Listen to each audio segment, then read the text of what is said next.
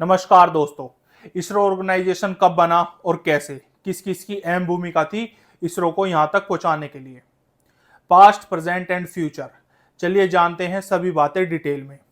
मैं हूं सिद्धार्थ, आप देख रहे हैं किससे कहानी। अमेरिका और रशिया के स्पेस सेंटर के अचीवमेंट को देखकर डॉक्टर विक्रम साराभाई इंस्पायर हुए। उन्हें समझ आ गया था एक देश के लिए स्पेस टेक्नोलॉजी में डेवलपमेंट करना कितना जरूरी है। साल 1962 में डॉक्टर विक्रम साराभाई ने पंडित जवाहरलाल नेहरू को कन्वेंस कर दिया था कि भारत के पास एक स्पेस प्रोग्राम होना चाहिए। शुरू में इसरो का नाम होता है INCOSPAR, Indian National Committee for Space Research. Pandit Jawaharlal Nehru ने इंस्कोस्पार को सेटअप किया अंडर द एटॉमिक एनर्जी और इसका चेयरमैन डॉक्टर विक्रम साराभाई को बनाया जाता है। यही रीजन था डॉक्टर साराभाई को the father of Indian space programme भी कहा जाता है। इनको स्पार के पास काफ़ी लिमिटेड इंफ्रास्ट्रक्चर और रिसोर्सेज थे, जिसे हमने काफ़ी फोटोज में देखा होगा। रॉकेट के पार्टों को साइकिल और बैलगाड़ी पे ले जाते हुए। ऐसे ही इनको स्पार को अपना कंट्रोल रूम एक चर्च में बनाना पड़ा, पर जल्द ही नवंबर 1963 में अपनी जर्नी स्टार्ट करते हैं एक रॉकेट लॉन्च करके, जिसका नाम था द साउंडिंग रॉकेट और काम था अलग अलग मेजरमेंट करना, जैसे एटमॉस्फेयर में इलेक्ट्रॉन का पता करना और कुछ मौसम के हालचाल जैसी चीज़ों के लिए। पर रॉकेट को सिर्फ हमने लॉन्च किया था, रॉकेट इंपोर्ट हुआ था अमेरिका से। फिर हमने बनाया अपना सराउंडिंग रॉकेट 20 नवंबर 1967 में, जिसका नाम था रोहिणी 75।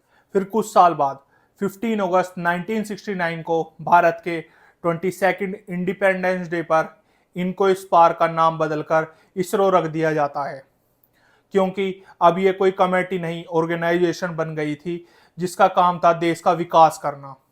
एक बार फिर से डॉक्टर विक्रम साराभाई को इसरो का चेयरमैन बनाया गया।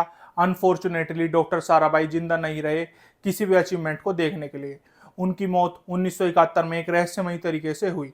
कुछ लोग कहते हैं कि उन्हें अमेरिका ने मरवा दिया क्योंकि वो न्यूक्लियर प्रोग्राम शुरू करना चाहते थे। उसके बाद इसरो के चेयरमैन बनते हैं सतीश धवन।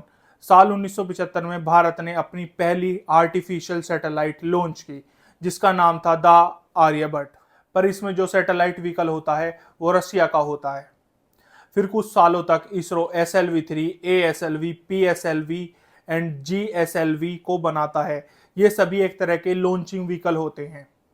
फिर 1983 में नासा की मदद से ISRO INSAT, Indian national satellite system launch करता है।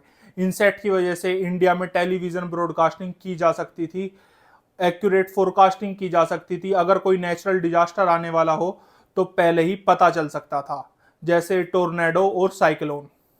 अप्रैल 1984 में Rakesh Sharma, farmer pilot of Indian air force, जो पहले और इकलौते इंडियन सिटीजन बन जाते हैं स्पेस में जाने वाले। अगले 2 दशक में इसरो और तेजी से बढ़ता है। साल 2008 में चंद्रयान-1 मिशन सक्सेसफुल हो जाता है, वो भी पहली बारी में।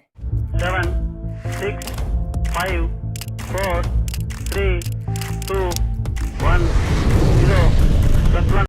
ये एक टर्निंग पॉइंट बन जाता है और दुनिया को पता लगती है इसरो की काबिलियत। फिर 2013 में भारत का पहला मार्स ऑर्बिटर मिशन लॉन्च किया जाता है और भारत इतिहास में पहला देश बन जाता है मार्स के ऑर्बिट में जाने वाला, वो भी पहले अटेम्प्ट में। 3, 2, 1, 0, +1, 2, system normal।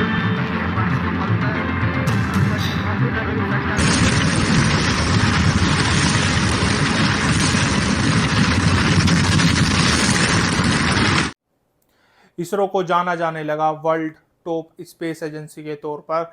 इंडिया अब एक स्पेस सुपर पावर बन चुका था।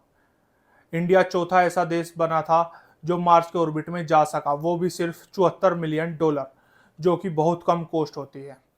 22 जुलाई 2019 में चंद्रयान-2 को भेजा जाता है, जिसका बजट था 978 करोड़ रुपए।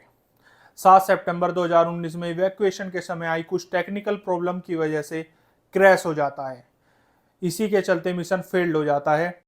14 जुलाई 2023 में चंद्रयान-3 को भेजा गया। चंद्रयान-3 का बजट था 615 करोड़ रुपए। 7, 6, 5, 4, 3, 2, 0 plus 5 seconds. Lift off normal. Here we have a majestic liftoff of LBM-3M4 rocket carrying India's prestigious Chandrayaan-3 spacecraft. 23 अगस्त 2023 तक मून पर पहुंच जाना चाहिए संभावना है इसरो के मुताबिक। आने वाला कुछ और प्रोजेक्ट इसरो के जैसे आदित्य L1 जिसकी कॉस्ट पड़ेगी $55 बिलियन और लक्ष्य है सन के ऑर्बिट में जाकर कुछ इंपॉर्टेंट जानकारी इकट्ठा करना। वहीं दूसरा प्रोजेक्ट गगनयान, ये काफी अहम होगा क्योंकि ये इसरो का पहला मैन मिशन होगा। इसरो ने कभी भी इंसानों को स्पेस में नहीं भेजा है, ये पहला अटेम्प्ट होगा जिसमें इसरो 3 लोगों को स्पेस क्राफ्ट में भेजेगा। तो ये थी इंडियन एयर स्पेस की कहानी। आपको क्या लगता है, नासा को चुनौती दे पाएंगे हम? कमेंट बॉक्स में जरूर बताएं।